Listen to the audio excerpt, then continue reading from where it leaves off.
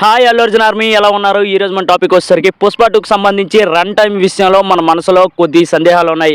అవన్నీ క్లియర్ చేస్తూ ఈ రోజు ప్రొడ్యూసర్ గారు మనకి క్లారిటీ ఇవ్వడం జరిగింది. ఇంకా విషయంలోకి వెళ్ళిపోయినట్లయితే పుష్ప 2 దాదాపు 3 గంటల 15 నిమిషాలు, దీంతో పాటు దాదాపు 10 నిమిషాలు బ్రాండ్ ప్రమోషన్స్ టైటిల్ కార్డు ఉండబోతుంది. దీంతోనే యాంటీ ఫ్యాన్స్ కి ట్రోల్ చేసే అవకాశం దొరికింది. అలాగే ఫ్యాన్స్ మధ్యలో కూడా ఎక్కడో తెలియని భయం మొదలైంది. ఇంతవరకు రిలీజ్ అయిన సినిమాల్లో దాదాపు ఈ టైం రన్ తో ఉన్నది కేవలం యానిమల్, దాని తర్వాత పుష్ప మాత్రమే.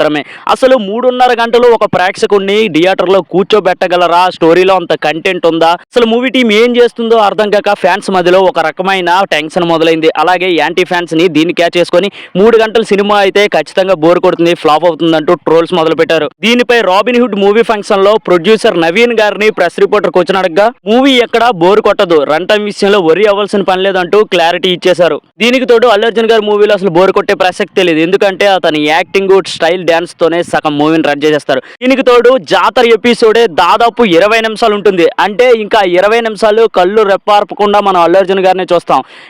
ఇలాంటి యాక్షన్ సీన్స్ మరికొన్ని యాడ్ చేసి సినిమాకి కానీ హైప్ కానీ తెచ్చినట్లయితే సుకుమార్ గారు రికార్డులన్నీ బద్దలు కొట్టేస్తుంది. సో దయచేసి ఫ్యాన్స్ ఎవరు వర్రీ అవ్వద్దు.